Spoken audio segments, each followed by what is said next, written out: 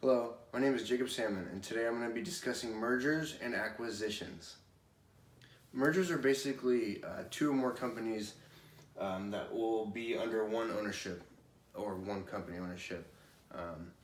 You need the approval of shareholders as well as the board members for any parties involved for a merger to move forward into the legal process.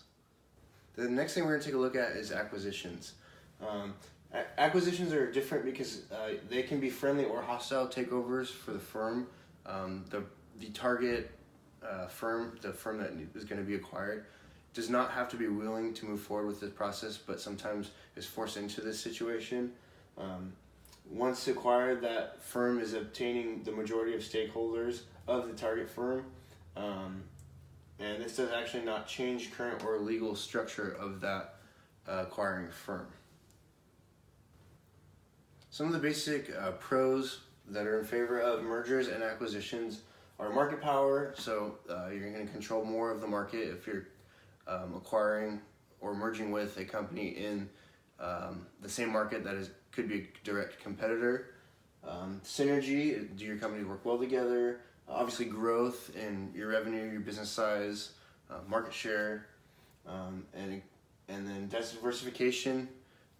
Maybe hedge against any other investments that you've made as a corporation or firm, and it comes with tax benefits.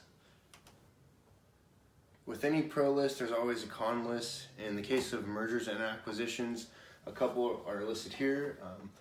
They're hard to value as a complete firm. How do you value human capital or employees that are already working for one firm and then they're going to be moving in a different firm?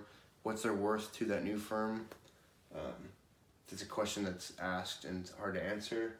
Not always a fair price that is paid for that firm. The target firm sometimes is getting underpriced, which is beneficial for the acquiring firm, but the acquired firm is sometimes bullied around and can't really stop the unfair price. Employee turnover, it's merging two different companies into one.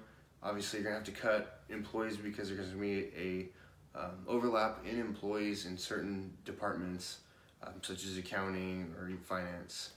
Even management, top management seems to experience a huge detrimental cut, and sometimes, unfortunately, that management is key to the success of that acquired business. And once they're out the door, then sometimes you see the company actually have a financial fallout or become insolvent, worst case scenario. The final con that you see with mergers and acquisitions is it can be costly. Not all costs are up front on the initial paperwork that is shown in the merger and acquisition. So there's always surprising costs that come up too as well. We're going to take a look at an example of a merger and acquisition. This one's actually a large merger and acquisition. It's Bell Atlantic and Vodafone deal that was created Verizon Wireless. It was a $129 billion deal.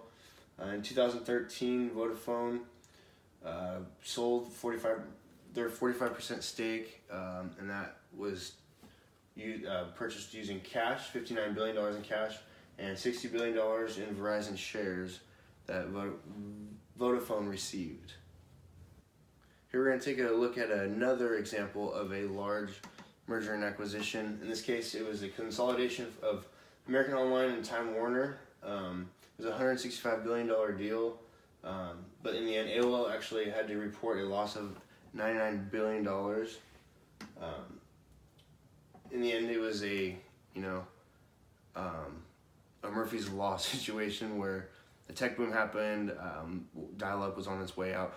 Time Warner actually chose Roadrunner as its internet provider for the company, and then converting the 90,000 employees that they had into the way that Time Warner was structured was not actually going to be able to happen, and it did not happen. So right after the merger, 2001, the tech bubble hit, and then 2002, they shortly after had to report the loss of $99 billion.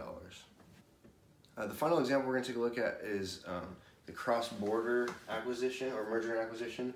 In this instance, it's Aegon acquiring Transamerica. Transamerica was founded in San Francisco. There's actually that pyramid building there. It's the tallest building in San Francisco.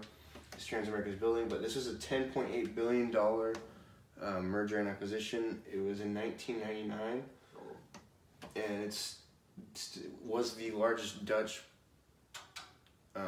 overseas purchase at the time in the insurance sector. Thank you for your time.